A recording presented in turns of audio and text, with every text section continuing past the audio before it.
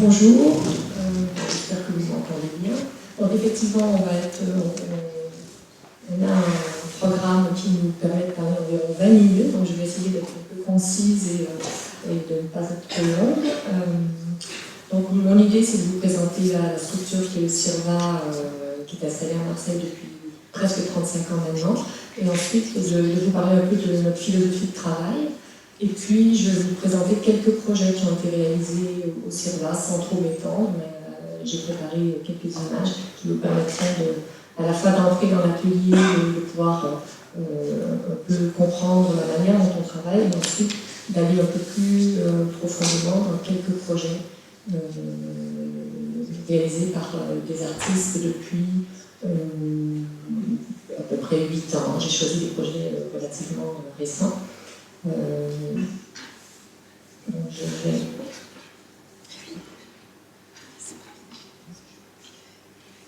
Voilà, donc là vous avez la façade du CIRVA qui est installée à Marseille, rue de la Joliette, donc en plein centre-ville, dans une ancienne manufacture de vêtements.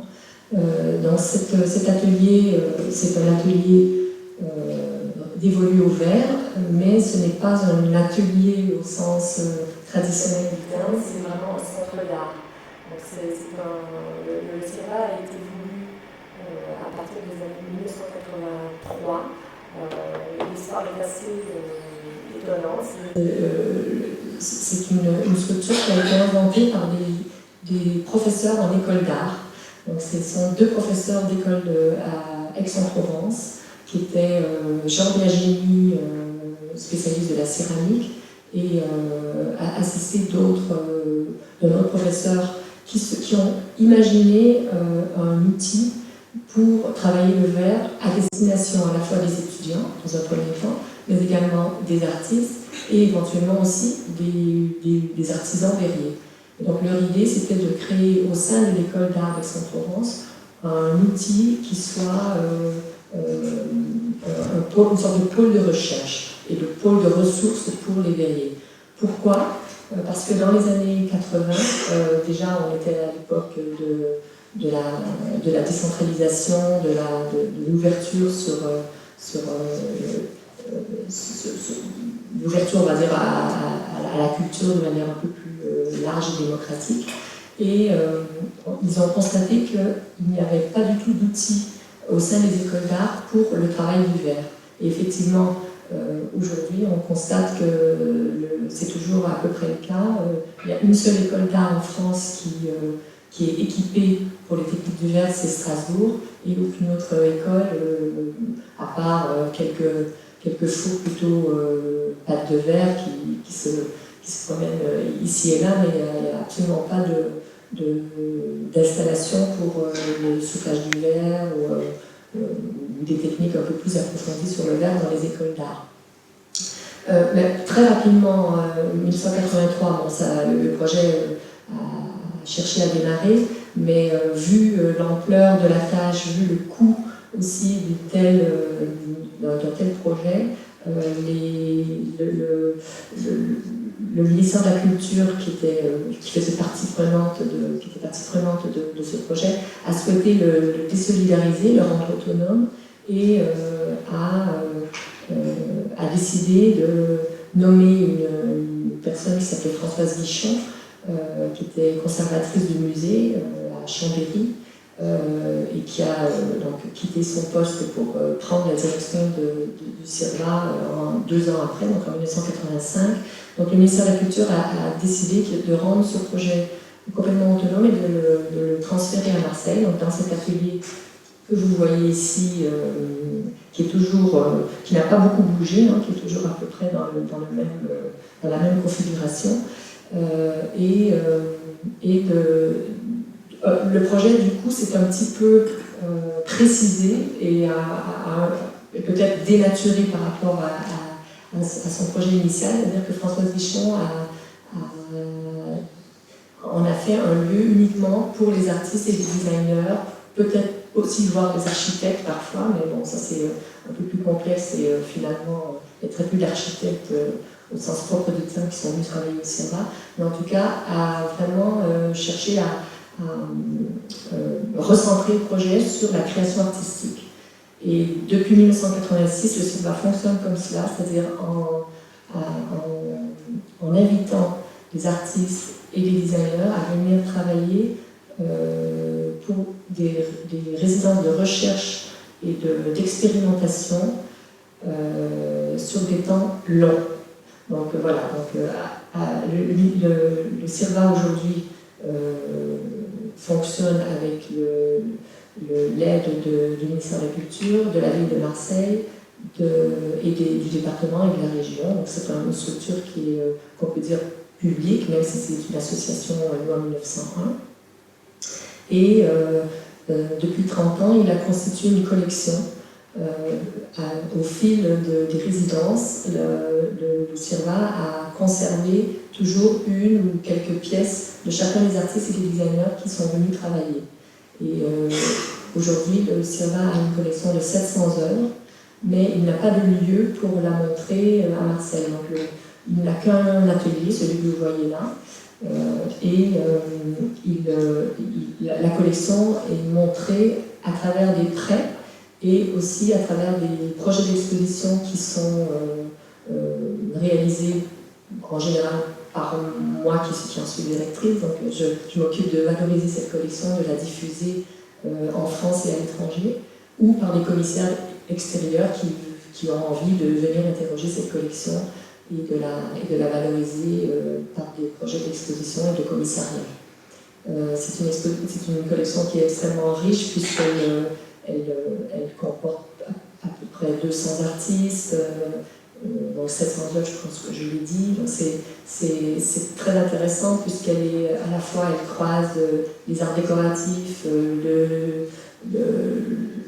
l'art contemporain, parfois même des formes un peu plus inventives, ça on le verra, hein, qui sont liées aussi à l'art contemporain, bien sûr. Et donc, c'est vraiment intéressant dans le cadre de ce séminaire qui interroge les liens entre l'art et l'artisanat, de pouvoir vous faire partager l'expérience du CIRVA, puisque c'est vraiment l'ADN profond de notre travail au CIRVA, l'idée donc de faire se rencontrer l'artiste, le créateur, avec un artisan qui soit le plus ouvert d'esprit possible, le plus humble, j'ai envie de dire, parce que l'artisan a énormément de compétences, énormément de savoir-faire, mais il doit aussi avoir l'humilité d'écouter les idées de l'artiste, d'oublier même ses propres techniques pour pouvoir essayer de rendre les intentions de l'artiste concrètes, essayer de les matérialiser. Donc, comment est-ce qu'on travaille au CIRVA? Un artiste, en général, c'est soit un artiste est invité.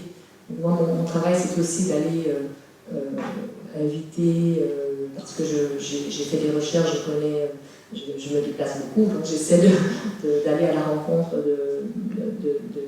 de la création artistique au niveau national et international et de chercher quels sont les artistes qui pourraient venir enrichir la collection, enrichir tout ce qui a été fait déjà dans le domaine du verre et enrichir sa propre pratique surtout par un matériau, avec un matériau qui n'a absolument pas l'habitude de travailler. Nous invitons en général des artistes et des designers, c'est peut-être un peu moins vrai dans le domaine du design, parce que là, beaucoup de designers ont déjà eu une expérience avec le verre. Mais de manière générale, nous travaillons avec des créateurs qui n'ont pas d'habitude et pas de familiarité avec le matériau. Et ce qui fait que nous-mêmes, nous sommes étonnés toujours de ce qui peut être inventé au CIRVA. Nous sommes le créateur, lui, a la possibilité d'intégrer dans sa pratique, dans ses connaissances, un matériau qui n'aurait pas eu la possibilité de travailler sans cette expérience au CIRVA. Il faut savoir que le travail du verre est extrêmement cher. Un atelier comme celui du CIRVA, c'est à peu près, si on compte les fluides, le coût des compétences des verriers, le coût de fonctionnement d'une structure comme celle-là, c'est à peu près 1 000 € de fonctionnement par jour. Donc, et ça, c'est pas qu'au CIRVA, c'est vraiment on en parlait hier soir, tous les ateliers verriers, c'est à peu près la base si un artiste veut louer un atelier pour réaliser des pièces, c'est à peu près 1 000 € au minimum par jour. Donc Marie le sait bien puisqu'elle a beaucoup travaillé, je pense qu'elle vous en parlera. Donc c'est intéressant que aussi, en tant qu'étudiant, vous puissiez vous rendre compte aussi de ce caractère un peu complexe, à la fois au niveau technique, mais aussi au niveau production d'un matériau comme celui du verre. Donc, ce qui est intéressant au CIRVA, c'est que lorsqu'on invite un artiste ou un designer, il ne paie rien. Il vient sur des périodes en général très longues. Donc, qu'est-ce que j'entends par long? C'est minimum 1 an et en général 2 ans au moins. Il vient par intervalle de une semaine à raison de chaque deux mois. C'est une résidence qui se crée par rythme comme ça. Et les moments de respiration sont vraiment très intéressants parce que à la fois l'équipe technique du CIRVA et le designer ou l'artiste peut, lorsqu'il rentre chez lui, lorsqu'il part ailleurs, prendre du recul par rapport à ce qui a été initié et aller peut-être pousser plus loin les premières expérimentations qu'il a élaborées. En général, une résidence démarre par un temps d'observation de ce que les techniciens peuvent apporter, un temps de discussion. Les artistes et les designers souvent arrivent sans projet précis, sans projet déterminé, et ils arrivent avec plutôt leur démarche générale, leur pratique, leur univers. Ils présentent à toute l'équipe leur travail, c'est vraiment une rencontre en fait. On crée les conditions d'une vraie rencontre sur le long terme, et ce qui permet à l'artiste de se sentir chez lui, de se sentir vraiment à l'aise. Il loge sur place et l'atelier devient le sien lorsqu'il y est. C'est-à-dire qu'on accueille toujours un seul artiste à la fois. Il peut ainsi se concentrer et travailler presque comme chez lui, avec une équipe quand même de techniciens autour de lui pour réaliser son projet. Et ce qu'on a constaté, donc pourquoi est-ce qu'on a décidé de travailler comme ça sur des périodes aussi longues et par intervalle, comme ça seulement d'une semaine ou deux à la fois, eh bien c'est que déjà les artistes aujourd'hui se déplacent énormément, ils sont très occupés par à la fois des projets de résidence, des projets d'exposition à travers le monde souvent. Ce rythme leur convient très bien, mais aussi, comme ils ne connaissent pas le matériau, le temps de maturation, le temps de compréhension est long, et cela leur permet, comme je le disais tout à l'heure, de prendre du recul, mais aussi, plus le temps avance, plus les idées deviennent bonnes, plus les idées se précisent, et de manière générale, on a constaté que les premières idées sont rarement celles qui vont être abouties au final. Et voilà, donc, je voulais insister sur cette question du temps qui est accordé aux artistes, et également la question du dialogue, la question de la délégation aussi. Je pense que cette question de la délégation, c'est une question importante parce que les artistes soit ils ont tendance à complètement déléguer le travail et à se détacher, et là, bah, ça crée quelques complications parfois, soit ils ont tendance à avoir beaucoup de mal à déléguer, justement, à ne pas être habitués, à ne pas être eux-mêmes les créateurs de leurs pièces. Et c'est vrai qu'avec le verre, bon, en général, ils ne touchent pas, hein, ils ne réalisent rien eux-mêmes, sauf parfois sur la question des moules. Ils interviennent bien sur les moules, mais sur tout ce qui est soufflage, les artistes et les designers ne sont pas ceux qui vont faire, et ça crée des frustrations, ça crée une sorte parfois de malaise, et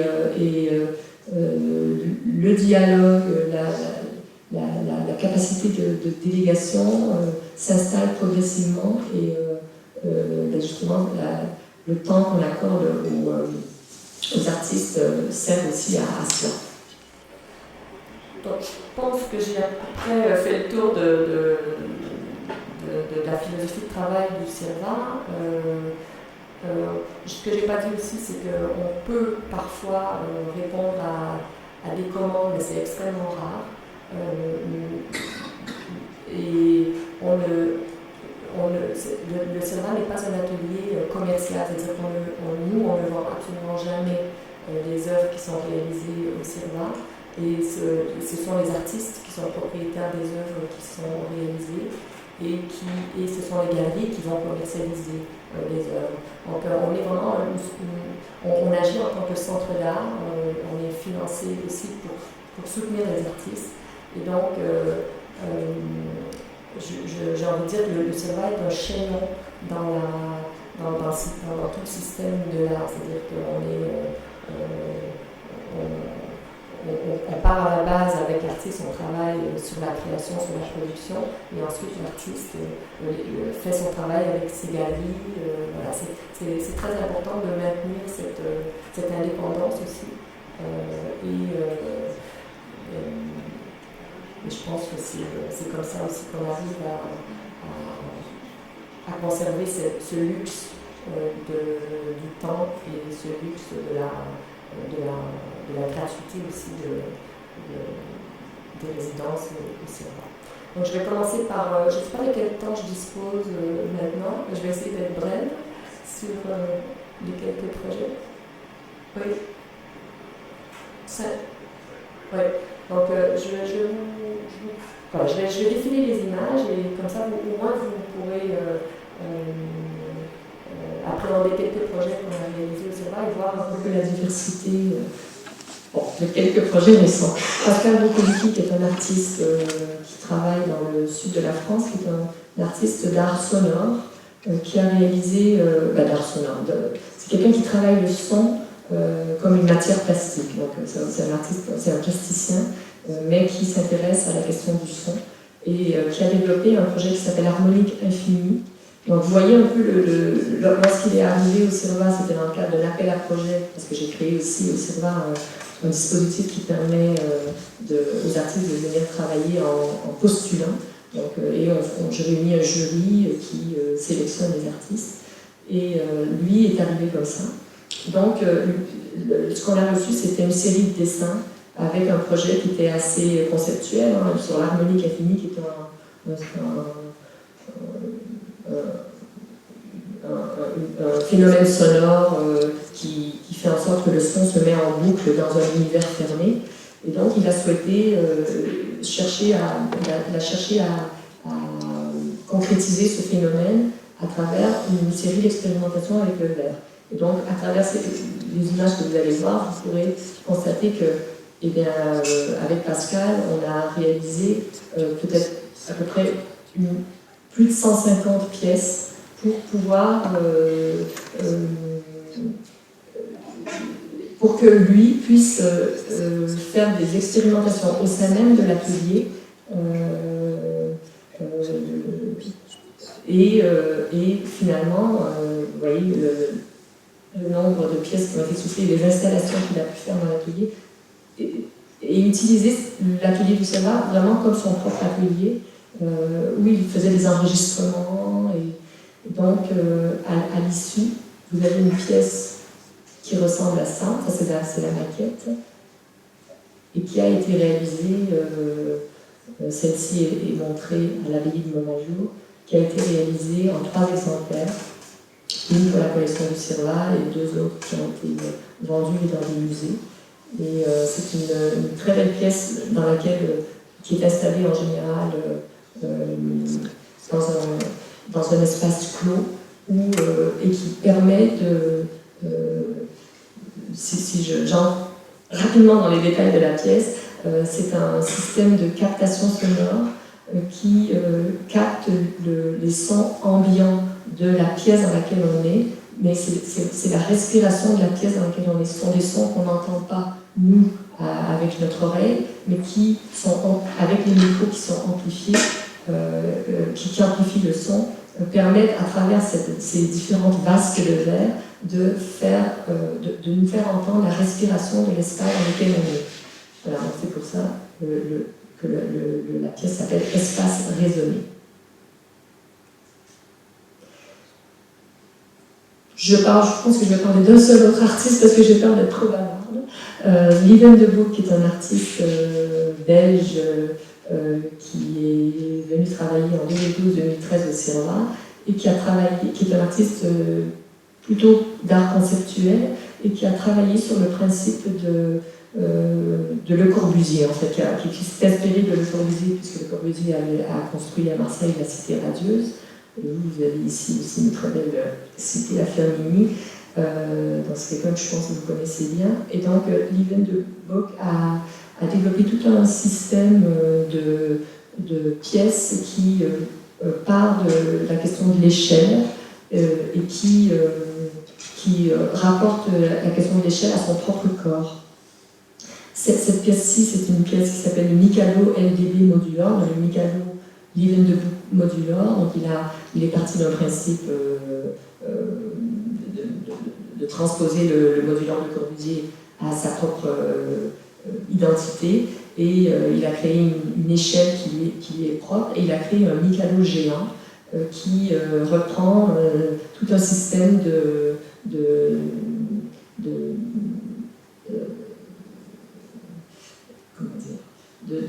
segments sur chacune des baguettes que vous voyez. Les baguettes font 1,20 m chacune. Voilà, ça permet aussi de montrer la diversité des techniques. Moi, je ne veux pas rentrer dans le détail des techniques. Une pièce qui est très fragile. Là, vous voyez les souffleurs qui travaillent avec l'artiste qui a la casquette, qui là avait envie de participer. Donc c'est aussi voilà, des moments assez intenses dans l'atelier. C'est un verre qui est étiré pour obtenir une baguette ensuite la plus fine et surtout constante possible. Et une sérigraphie, les 6 LDB Feet Scale 1.1, donc ça c'est sérigraphié sur le verre. Un projet aussi sur une maquette de Le Corbusier. Et pour terminer, je vous montre des images, ça vous permet aussi de voir comment les artistes travaillent dans l'atelier, comment ils peuvent justement réaliser des maquettes là avec des Legos. Chacun a sa propre technique aussi d'appréhension du travail de recherche. Donc, comme je le disais, la table de travail de l'artiste devient vraiment son atelier chaque fois. Et pour finir, Lieven de Boek a également réalisé un projet qui comporte 125 Legos à échelles différentes sur le principe de la suite de Fibonacci. Et là, vous voyez la technicienne Pat de Verre qui réalise des Legos à différentes échelles. C'est un travail extrêmement complexe et presque d'orfèvrerie, j'ai envie de dire, parce que c'est très très délicat.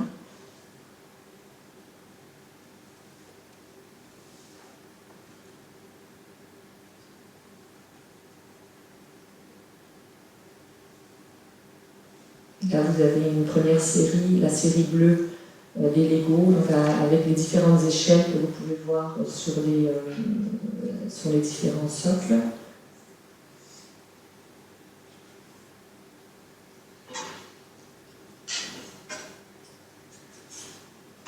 Et puis je pense que je vais m'arrêter là. Ça fonctionne toujours. Bon, je vous parle de Jean-Louis Moulin rapidement. Jean-Louis Moulin, un artiste peut-être que vous connaissez aussi, qui est venu travailler sur mon invitation au CIRVA, qui n'avait jamais eu l'idée de travailler l'hiver avant, et qui a amené au CIRVA un travail sur le principe du nœud. Donc il est arrivé lors de sa première journée avec ce tableau des différents nœuds qui est un tableau inventorié par un mathématicien anglais au XVIIIe siècle.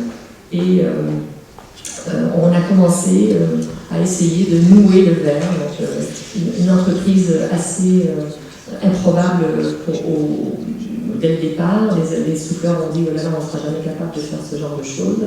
Et au final, donc,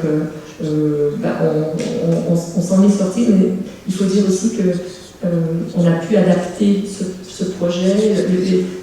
Le projet a évolué aussi grâce au dialogue entre l'artiste Jean-Louis Moulin et les techniciens. C'est-à-dire qu'au départ, l'artiste avait une idée assez précise, mais vu la difficulté des techniques et vu l'impossibilité de nouer du verre, puisque ça fait un gros galimatia, le dialogue entre les artisans et l'artiste a vraiment permis finalement de faire sortir des pièces qui ressemblent vraiment à quelque chose. Donc là, vous avez Jean-Louis Moulin dans l'atelier qui examine les premiers essais.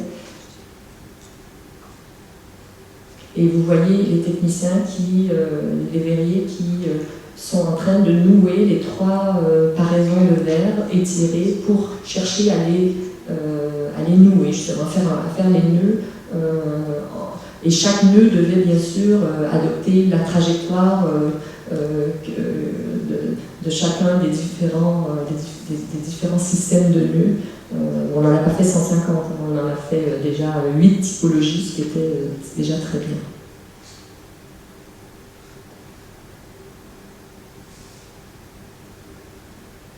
Ça, c'est un nœud tricolore.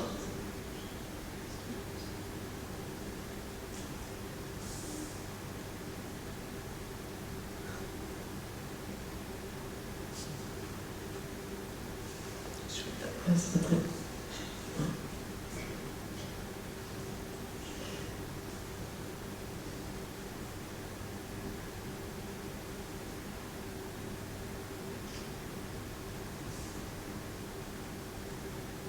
Et là, vous avez les premiers nœuds qui sont sortis des fours que Jean-Louis Moulin examine. Et à peu près le résultat final, ce sont des pièces sur table, sur socle. La pièce à l'envers. Et voilà un autre système de nœuds un peu moins complexe.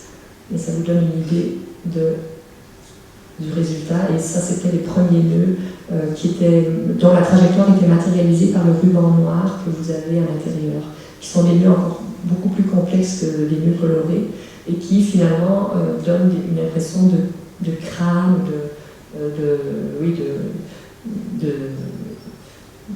c'est vrai qu'on a peut-être du mal à les identifier comme des nœuds, et ça devient des pièces plutôt anthropomorphes, mais ce sont des pièces qui sont assez complexes. Voilà, je m'arrête là. Merci beaucoup. Bonjour, donc je suis Christian Gion, je suis, j'aurais dire plutôt designer, j'ai des petites activités pareilles à côté, je fais un petit peu d'archi intérieur. J'ai commencé aussi à faire un travail plastique plus personnel il y a quelques années. J'intervenais il y a très longtemps, il y a au moins une bonne quinzaine d'années, si c'est pas plus, ici à Saint-Étienne, je faisais des workshops à l'époque où c'était Jacques Bonaval qui était directeur de l'école. Voilà, donc du coup je connais quelques enseignants qui sont encore ici, comme certains Éric Jourdan ou François Gaucher, je ne sais pas s'il enseigne encore Gaucher. Voilà, donc moi je vous ai amené que des images de verre, 2 ou 3 pour me présenter. En fait, ça c'est image d'un restaurant que j'ai fait pour Pierre Gagnère. J'ai eu la chance d'en faire pas mal pour lui un petit peu partout à travers le monde. Et en fait, Pierre Gagnère, qui est un chef 3 étoiles, dit toujours que l'important c'est pas de mettre une boîte de caviar sur la table, que c'est un peu facile, que le travail d'un créatif c'est de transformer, en ce qui le concerne, une poêle de terre ou un œuf, qui est un objet, un aliment totalement basique, et de le sublimer pour en faire quelque chose. Et en fait, j'ai essayé à chaque fois que je fais un restaurant avec Gagnère de transposer ce discours sur, je dirais, le matériau principal qui allait constituer le restaurant. En l'occurrence, ça c'est une mosaïque de pâte de verre. Et là aussi, le verre, c'est jamais que du sable qui a été chauffé. Et j'ai répété ce processus plusieurs fois sur d'autres restaurants. Par exemple, j'ai fait le restaurant de Gagnère à Dubaï. Et là aussi, on a recouvert les murs avec de la nacre. Et en fait, la nacre, c'est jamais de la coquille d'huître, ce qui est à l'intérieur de l'huître, et qui en général part à la poubelle. Voilà, donc ça c'était donc un projet d'architecture intérieure. Un deuxième, c'est encore, là aussi, une fois qu'on a travaillé avec un chef, il y en a d'autres qui appellent derrière, ça c'est un projet de restaurant toujours fait avec Christian Losquer, qui est aussi 3 étoiles, et qui est le restaurant du jardin d'acclimatation, qui s'appelle La Grande Verrière. C'est la boutique Chantal Thomas à Paris. Là aussi, je ne vais pas m'étendre, mais lorsque j'ai rencontré Chantal Thomas, il y avait un concours, on était 3 sur la compétition. Je lui ai proposé de faire la boutique avec du béton. Alors, elle a d'abord fait un bond, mais je lui ai expliqué que quand je disais béton, c'était évidemment pas du béton brut, gris, à la table à l'eau, mais en tous les cas, l'idée c'était de venir chercher un matériau qui était complètement, je dirais, en opposition avec son univers, très cocotte. Bon, finalement, elle a refusé et la quasi-totalité de la boutique en question a été faite en corian. C'est ce qu'on voit dans le fond sur les vitrines. Alors, à propos de corian, c'est un matériau que j'utilise pas mal aussi. Ça, c'est une cuisine, une cuisine d'apparat de démonstration qui a été proposée à Milan il y a maintenant 3 ans, 4 ans, je ne sais plus exactement. Voilà, c'était pour montrer un petit peu toutes les possibilités du corian en termes de gravage, de thermoformage et autres. Ça, plus près d'ici, on m'avait demandé là aussi c'est un concours, l'habillage d'un pont à Aix-en-Provence. On ne se rend pas bien compte sur l'image, mais ça fait 60 mètres de long et à peu près 15 ou 16 mètres de haut. Voilà, c'est une compétition, et en fait, là encore, pour aller très vite, j'ai proposé simplement qu'on fasse une immense fontaine sur le mur de ce pont, puisque c'était une des caractéristiques de la ville d'Aix que d'avoir des fontaines un petit peu partout. Alors, on s'approche doucement de mon travail de designer. Ça, c'est un bureau en fibre de carbone qui a été fait par Mobilier National il y a maintenant quelques années. Depuis, on a fait sur le même mode fauteuil, table basse et bibliothèque. Voilà, j'en arrive maintenant au verre. Donc j'ai placé des choses de façon un peu chronologique. Ma première expérience avec le verre remonte à au moins une quinzaine, une vingtaine d'années. J'ai été sollicité avec d'autres designers pour faire un workshop le week-end dans une verrerie française qui s'appelait la Verrerie de Vienne. Malheureusement, elle a fermé depuis, qui était une verrerie industrielle. Et l'idée du directeur artistique, à l'époque, c'était de convier, on devait être une dizaine de designers, à venir un petit peu chahuter les habitudes des verriers qui, eux, faisaient toute la journée ou toute la nuit, puisqu'ils travaillaient sur les 3 vitres, faisaient des verreries pour des lampes, mais qui reproduisaient leurs gestes plusieurs centaines de fois dans la journée ou dans la nuit, etc. Et l'idée, c'était d'apporter un petit peu, je dirais, de vent frais pour à la fois les amuser et les détendre, et aussi pour voir si on pouvait dépasser ce stade de production totalement industrielle et de faire des choses un petit peu plus décoratives ou créatives. Donc ça, c'est une série de vases qui a été, dans un premier temps, exposée à la galerie Néotube à Paris. Et puis, voilà, donc ça fait toujours partie de cette famille, de cette série. Les mêmes. Ça s'appelait Inside Out, la collection. Je vais revenir après sur la collection Inside Out. Ça, c'est un vase qui était édité chez Driad en Italie. En fait, c'est 2 couches de verre. Il y a donc un verre rouge qui est cueilli dans un four, et puis ensuite un verre blanc qui vient recouvrir le verre rouge, et ensuite c'est travaillé à froid pour avoir les ouvertures. Toujours chez Salviati, en fait, je ne sais plus comment ça s'est produit exactement, mais on m'a proposé à un moment de faire des dessins pour Salviati, qui est une très bonne maison italienne qui est basée à Murano. Et j'ai commencé à travailler avec eux sur des produits assez simples, assez modestes. Donc le premier produit que j'ai fait avec eux, c'est le vase qui est sur votre droite, qui est donc simplement un espèce de petit, je pourrais dire un petit coussin marqué avec un travail à froid dessus qui donne des espèces de petites nervures. À gauche, c'est simplement des essais qui sont faits, là encore, quand j'allais les voir pour travailler. Toujours chez Salviati, ça c'est une deuxième collection. Alors je dois dire que j'ai été mal habitué avec le verre, parce que ma deuxième participation, je dirais même la première chez Vianne, j'ai eu la chance d'avoir ce que j'appelle des fours, en fait, où chaque four a une couleur différente. C'est-à-dire que chez Vianne, il devait y avoir 4 ou 5 fours de couleurs. Chez Salviati, il devait y en avoir 9 ou 10. C'est-à-dire que quand on veut du noir, il n'y a qu'à se tourner, on prend un four où il y a le vert noir. On veut du rouge, on prend dans le four où il y a le verre rouge, et ainsi de suite. Ce qui est assez magique, ce qui n'est pas évident, c'est que j'étais mal habitué, puisque quand j'ai travaillé après dans d'autres verreries, je me suis aperçu que la plupart du temps, les gens avaient un four, voire 2 fours, et que ça se limitait assez souvent à ça. C'était un peu plus compliqué, et du coup, pour avoir de la couleur, il fallait faire fondre des petites baguettes de verre, etc., et ça prend un temps fou, et qu'on n'a pas non plus la densité qu'on peut avoir lorsque le verre est dans sa couleur originelle et pure. Ça, c'est une petite expérience aussi qui m'a amusé et intéressé. Ça a été fait encore une fois chez Salviati. L'idée, c'était d'essayer de réunir deux souffleurs ou 2 cannes, chacun des soufflets une petite paraison, de les assembler et de venir les rendre communs dans un même bloc de verre. Et c'est assez drôle parce que j'avais commencé ce travail dans un premier temps à la verrerie de Vianne.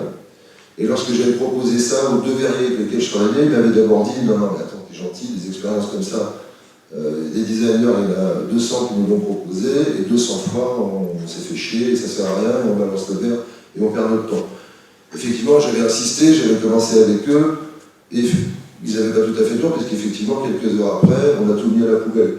Mais c'était un peu obsessionnel chez moi, et j'ai recommencé ma demande chez Salviati, on m'a fait la même réponse. Mais peut-être que, je ne sais pas, la qualité des maîtres verriers qui étaient là, ou autre chose, je ne sais rien. Toujours est-il qu'après quelques essais moyens ou infructueux, on a réussi à rendre tout ça homogène. Ça paraît assez simple comme ça, mais c'est vraiment très très complexe techniquement. Alors quand je dis techniquement, pas pour le travail des verriers, simplement il y a des contraintes, je dirais, à la fois de mariage du verre, des histoires de refroidissement, c'est-à-dire que les paraisons qui sont en couleur ici, lorsqu'on vient les assembler et les replonger dans le verre liquide pour venir enrober tout ça, il y a des tensions qui se créent et très très souvent on se retrouve avec une pièce cassée, etc. Et mine de rien, au bout de quelques heures, on est arrivé à produire ça et du coup c'est passé à l'édition, c'est-à-dire que c'était des pièces qui sont restées en série limitée parce qu'elles étaient longues et difficiles à produire, mais j'étais assez content que quelques années plus tard on arrive à faire ce qui me paraissait improbable. Encore des pièces chez Salviati, donc bon, ça ce sont des vases plus, on va dire, plus commerciaux. Hein. L'idée c'est d'être on est dans une maison d'édition et qui distribuait, parce qu'aujourd'hui il y a des problèmes chez Salviati un petit peu partout dans le monde. Toujours des expériences chez Salviati, là aussi je suis allé chercher des choses qui étaient des grands classiques chez Salviati, dont ils n'avaient pas oublié, ou en tous les cas oublié volontairement les techniques, par exemple toutes ces techniques de bulles. Ils ont des petits moules. En fait, c'est un moule creux dans lequel il y a comme des petits clous. On va poser le verre dedans, souffler, et il y a un moment où tous ces petits clous, évidemment, vont s'enfoncer dans le verre. Et au moment où on va replonger ce qu'on appelle la paraison dans du verre, ça va entraîner une petite bulle d'air. Voilà. Et quand je leur ai proposé de se servir de ça, pareil, ils m'ont dit mais t'es gentil, c'est tout ce qu'il y a de plus ringard à Murano, etc. C'est ridicule, etc. J'ai encore une fois un petit peu insisté, et finalement le vase, alors je dis le vase parce qu'en fait je fais pratiquement des vases quand je fais du verre. La pièce de gauche en rouge, c'est devenu le best-seller de la maison Salviati. Voilà, pareil, là encore, je leur ai demandé de retravailler de façon un peu plus moderne ou contemporaine tout ce qui est filigrane, c'est-à-dire que c'est un vrai savoir-faire muranesque, je ne sais pas si le mot existe. Et là aussi, ils avaient mis ça de côté en disant mais c'est tellement, ça participe d'une époque, je dirais d'ambiance renaissance, etc. Et ils trouvaient que c'était complètement ringard et démodé. Et je pensais que c'était intéressant de remettre tout ça au bout du jour. Donc en fait, ça c'est du filigrane. Vous allez voir d'autres pièces un petit peu sur le même mode. Voilà, là encore des pièces en filigrane. En général, on trouve ce genre de spécificité sur des verres qui sont très travaillés, qui font très vénitiens, etc. Effectivement, qui ont un côté, alors d'abord, qui coûte cher parce qu'il y a un travail incroyable dessus qui passe plusieurs heures à faire un verre. Mais je considérais que reprendre cette espèce d'archétype culturel et de Murano était intéressant de le transposer. Toujours en filigrane. Là encore, j'ai dû, mais je suis assez content, et tant pis si ça paraît prétentieux ce que je vous dis, mais j'ai dû me battre avec eux, c'est-à-dire qu'au départ, ils ne voulaient pas entendre parler de ça, et au final, ce sont des pièces qui ont eu un vrai succès commercial et qui faisaient véritablement fonctionner l'entreprise. Toujours en filigrane, voilà, avec un petit twist au milieu, ça fait quand ils ont commencé à faire des choses plus régulières, toujours en filigrane, je leur ai dit, mais avant de recouvrir, j'aimerais bien pouvoir intervenir sur la matière, et du coup, avec un outil en métal, on venait perturber le filigrane, de façon à aller voir comme ça des espèces d'effets un petit peu, je dirais bizarres, en tous les cas inhabituels dans le filigrane et dans le verre. Ça c'est une autre expérience menée avec une galerie qui s'appelle la galerie 4 Béraud à Paris. Donc en fait, il y avait, je dirais pour moi, 2 thèmes récurrents sur cette exposition. Pour la première fois, j'avais l'occasion de pouvoir argenter le verre. Donc on le voit sur la pièce de gauche. Donc c'est un verre transparent ou coloré. Et il y a une argenture qui est posée à l'intérieur. Sur la droite, ça c'est un petit peu, je dirais, parmi mes obsessions formelles. C'est-à-dire que j'ai un travail qui est plutôt un travail comme ça, très, très formel et très... je trouve pas le mot, ça va me revenir. Et en fait, j'aime beaucoup tout ce côté organique, et voilà, donc c'est des espèces de... Là encore, ce sont des vases, c'est dans tous les cas des pseudo-contenants. Voilà, toujours le travail à la fois du verre argenté, toujours pour la galerie 4 Béraud. Ça, c'est un petit ensemble de pièces, toujours dans la même expérience. À nouveau, une autre expérience. En fait, comme on vous l'a dit tout à l'heure, c'est vrai qu'accéder au verre, je ne sais pas pourquoi, mes images elles sont toutes tassées, c'est possible de les remettre. Je m'adresse au monsieur de la technique, elles sont toutes écrasées. En fait, oui, c'est vrai qu'une journée chez un verrier, et encore, quand tout à l'heure j'entends parler de 1000 €, moi à Murano, quand on veut travailler avec des très bons verriers, dans des endroits où les gens ont plusieurs fonds de couleurs, etc., c'est pas étonnant de s'entendre dire que la journée est à 3000 ou 3005. Donc c'est quasiment prohibitif, à moins d'être très très riche ou très volontaire ou d'être sûr de son coût. Et en fait, à chaque fois que j'ai eu l'occasion d'entendre parler d'un jeune verrier ou de telle et telle possibilité, je me suis toujours évidemment jeté sur l'occasion. Et là, j'ai rencontré un jeune verrier qui s'appelle Régis Anchuelo. Alors, je l'ai rencontré il y a une dizaine d'années, on a travaillé ensemble il y a 4 ou 5 ans, donc on a produit ses pièces.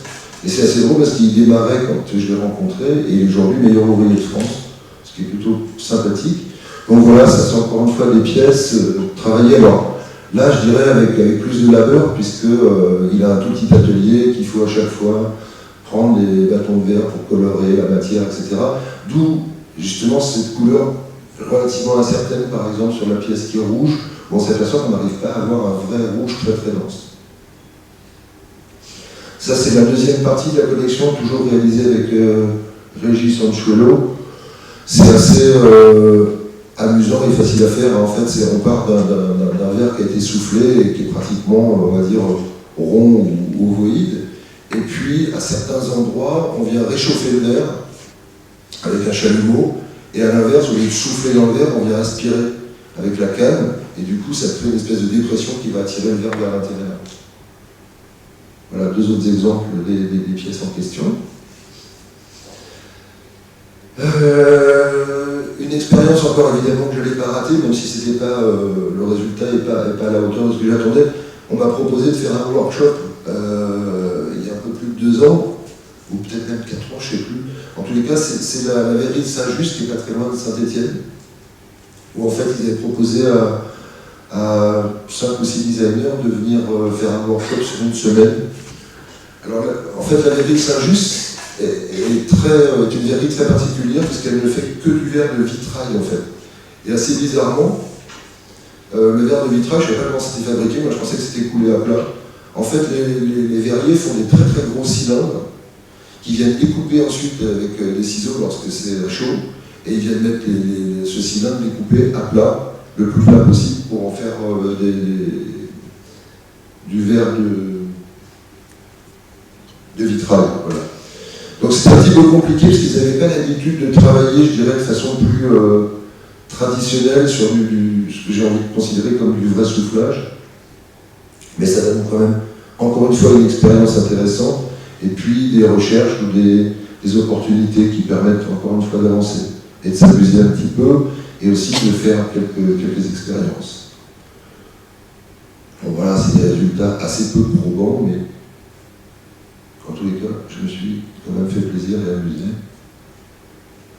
Voilà, par contre, si ça manipulait des gros morceaux, alors ça serait quand même, encore une fois, assez amusant ou intéressant.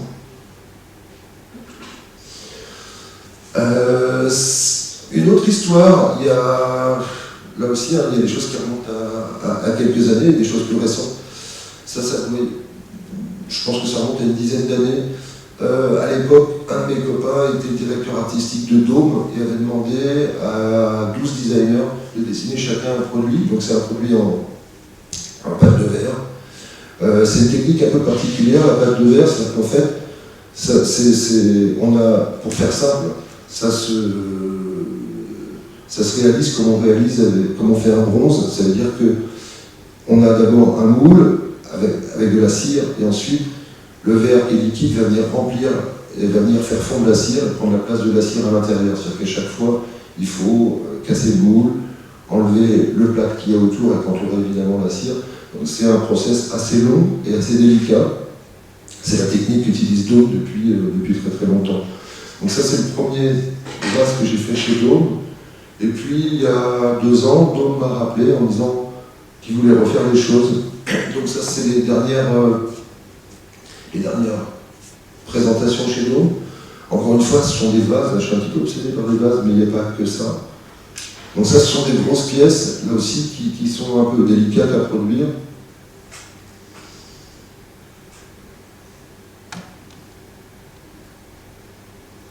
Voilà, tout ça, à chaque fois, c'est donc de la pâte de verre.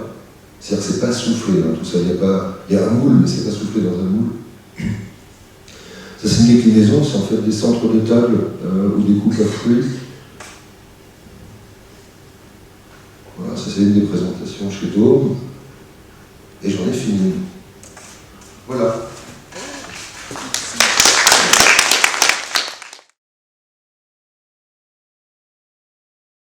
Je vais me mettre presque comme ça, vous m'entendez? Alors, Marie Ducatet, moi je suis artiste plasticienne. J'ai fait des beaux-arts dans différentes écoles en Belgique, dans le Nord, et j'ai fini à Aix-en-Provence en peinture. Et de la peinture, je suis passée aux arts décoratifs, parce que déjà les peintures, je me suis toujours intéressée au cadre, donc j'ai commencé par encadrer beaucoup mes peintures avec des matériaux différents et avec des clins d'œil à des artistes contemporains ou classiques en récupérant des matériaux. Donc c'est par le cadre finalement que j'ai commencé à déborder de la peinture. Et maintenant, je ne fais plus de tableaux, je ne fais plus de tableaux encadrés, mais la peinture est devenue aussi objet, et tout se touche et tout se répond. Donc moi, je ne vais pas vous montrer que du verre, parce que quand je fais des expositions, je vous montre des ensembles, je réponds à des lieux, à des ambiances, à des histoires, et Et vous verrez que les matériaux varient beaucoup dans mon travail. Et mon dessin se nourrit en fait de tous ces matériaux et de toutes ces rencontres avec des influences. Et là, je vais commencer par vous montrer un diaporama que j'appelle Inspiration, parce que je me fais tous les ans une petite valise sur l'ordinateur de documentation où je vais chercher des images dans les réseaux sociaux, Pinterest, Facebook, etc., Instagram. Et c'est un peu mon répertoire à idées. Voilà. En plus des cahiers de dessin et des collages que je fais dans les cahiers aussi, je suis un peu boulimique et donc j'aime bien me recouvrir de beaucoup d'images. Donc voilà. Donc là, je vais vous montrer des images un peu de plein de genres de choses différentes. Voilà.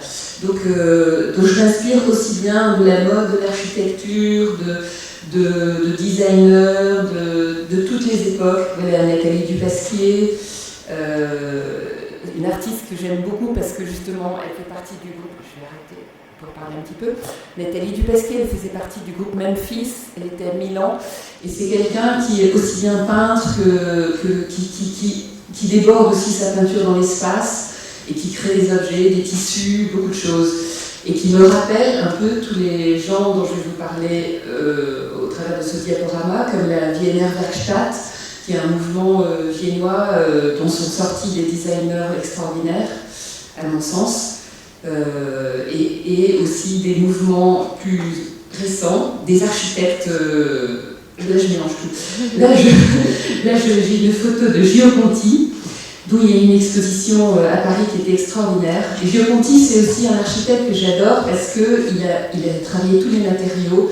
Et il a fondé une revue que je vous conseille de regarder, qui s'appelait Domus. Il a fait travailler des artisans, il a été directeur d'une usine de céramique, donc il a touché à tout, et à chaque fois, il avait un sens du détail, de la perfection, et en même temps, ça pouvait être très ludique. Donc c'était quelqu'un qui avait une rigueur incroyable, et en même temps, il pouvait se permettre de faire des petits personnages en porcelaine populaires, comme ça.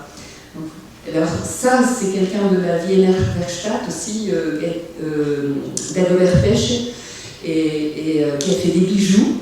La Wiener Werkstatt, il y avait Joseph Hoffmann, Dagobert Pesce et d'autres qui faisaient beaucoup de matériaux aussi. Ils travaillaient aussi bien sur un poudrier, sur des bouts d'oreilles, que sur des tissus, que sur d'autres choses. Et vous pouvez voir combien ils restent contemporains, ces artistes, alors que c'était dans les années 20, dans les années 30. Encore Dagobert Pesce, des assiettes de Dagobert Pesce. Donc ils reprennent des techniques classiques, des matériaux classiques, l'argenterie, la porcelaine, mais avec des détails, avec des nuances. Là, dans le dessin des fleurs et tout ça, si on regarde les assiettes beaucoup plus anciennes, du XVIIe, XVIIIe, c'est pas les mêmes dessins. Donc c'est juste des décalages. Voilà. Ça marche plus. Marche plus. Ah, voilà. Je ne sais pas pourquoi le diaporama ne marche plus. Ah voilà. Et j'aime aussi d'autres artistes comme un décorateur, Christian Bérard, qui a travaillé pour le théâtre, pour des gens de la mode. C'était des amis de Paul Poiret dans les années 30, 40, 50. Alors, d'autres inspirations, l'architecture de tous les continents, ici l'architecture africaine, où ce sont parfois des femmes qui font les murs des maisons comme ça, sans doute avec du sable aggloméré, avec des colles naturelles, qui peuvent venir d'agave ou de choses comme ça. Ici, un architecte dont j'ai parlé à un étudiant hier soir, je lui disais que c'était une exposition à la Fondation Cartier, c'est Junya Ishigami. Et c'est un architecte dont je vous recommande de regarder le travail, et aussi son travail de maquette. Hier, quand j'ai regardé les travaux des étudiants, j'ai trouvé qu'il n'y avait pas assez de maquettes et de petits prototypes, de petites choses pour essayer. Je pense que ça passe par les doigts aussi, le travail. La pensée, c'est important de toucher, d'aller chercher n'importe quoi comme matériau pour inventer. Et lui, justement, c'est un grand architecte qui fait des bâtiments extraordinaires dans le monde entier. Et ces maquettes, c'est vraiment comme des choses d'enfants. Il y a des fois, il travaille des fois avec du papier d'aluminium pour faire un projet d'école maternelle qui sera une grande école avec... et donc on voit les petits enfants tout petits, et des animaux qui deviendront des bâtiments en fait. Les enfants sont dans des bâtiments animaux. Donc voilà, c'est un architecte, ça c'était un projet de maison de retraite cellulaire avec des cellules. Très bon projet. Alors, dans l'inspiration, il n'y a pas d'ordre, hein, donc c'est complètement fouillis. Donc là, c'est un dessin de tissu. Moi, j'aime la peinture. Les cartons de designers de tissu, je trouve que c'est des peintures. Je trouve que c'est aussi beau qu'une peinture. Et vous pouvez constater là ce dessin de Klimt, qui est aussi beaucoup une peinture de Klimt. Alors, ici, c'était à Beaubourg. J'ai cherché ça autour de Mondrian. Je pense que c'est Van Loo, je ne suis pas tout à fait sûre du nom de cet artiste. Donc là, comment la peinture aussi devient objet. En ce moment, beaucoup les peintres, justement, sont entre peinture et sculpture, peinture et objet. Il y a beaucoup de traversées, et c'est ça qui est intéressant. Et on peut voir d'où ça vient avec ces artistes-là. Ça, c'est un artiste contemporain marseillais. Il travaille avec des matériaux de récupération de la rue. Et les titres sont importants dans ces pièces. Celle-ci s'appelle Truelle Destin. Et donc, il a beaucoup d'humour, et c'est un peu arte povera. Mais c'est toujours très juste la façon dont il dispose les choses et dont il récupère les matériaux par rapport à l'histoire qu'il raconte. Le nom de l'artiste. Marc Kerr, pardon. Donc, comment? J'ai des formations. Il a fait les Beaux-Arts à Marseille. Voilà. Ici, on a une peinture encore, mais qui vient d'un décor de théâtre.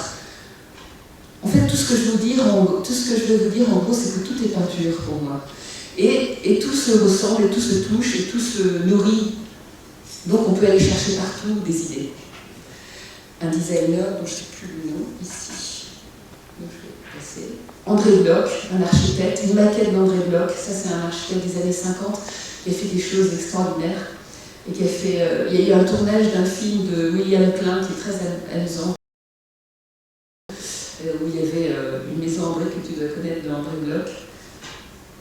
Alors, ici, on a ma favorite, Annie Albers. Annie Albers, dont j'ai acheté le catalogue de l'exposition à la Tate Gallery que je vous recommande.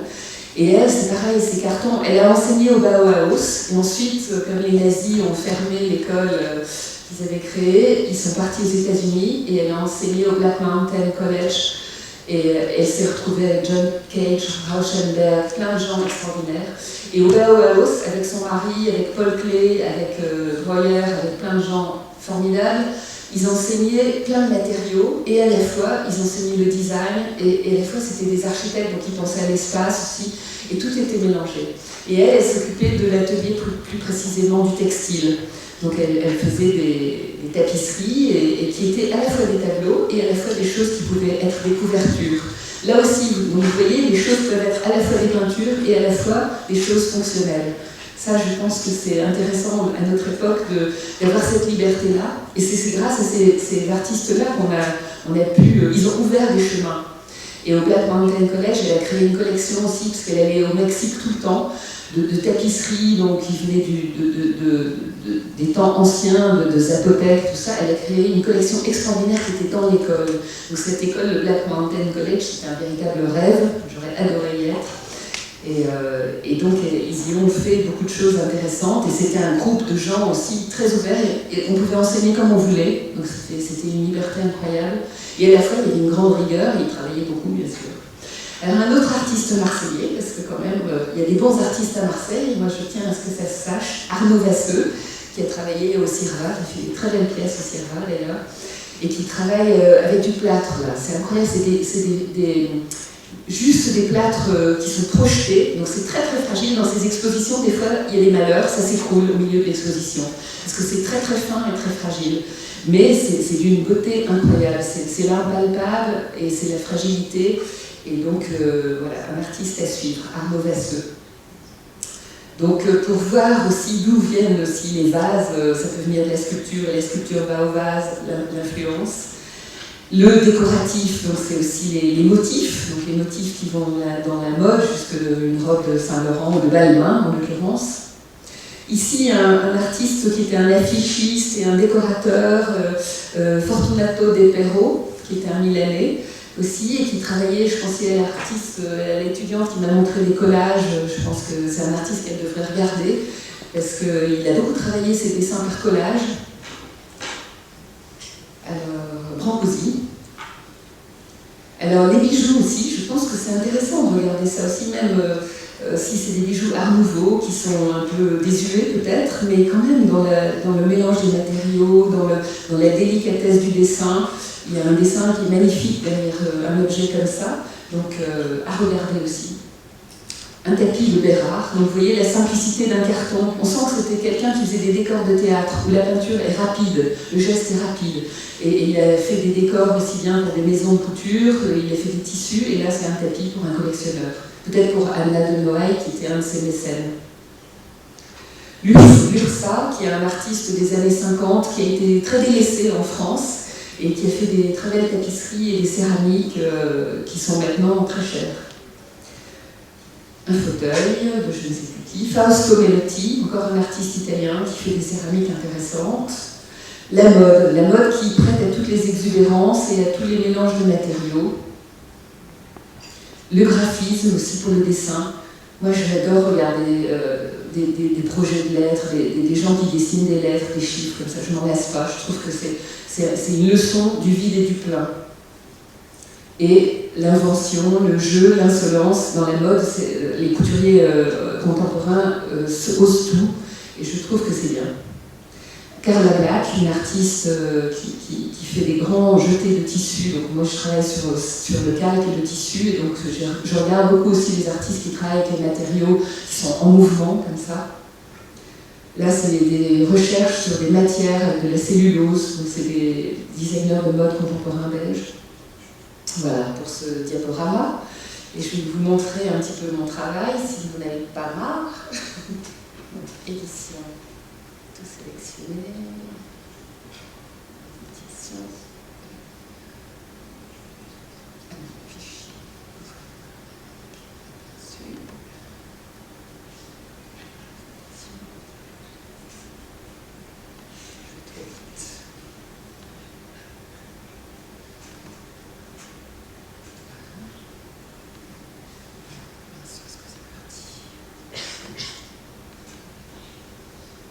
Charge, je pense.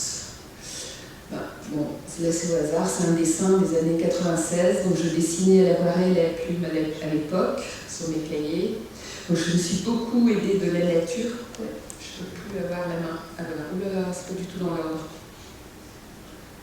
Une aquarelle récente, donc je vais improviser, puisque c'est pas dans l'ordre. Donc ça c'est une aquarelle de 2017. Où je quittais. Maintenant, je dessine en fait juste avec le pinceau. Je dessine plus du tout avec des crayons, je dessine avec la couleur directement. La couleur a une place très importante dans mon travail.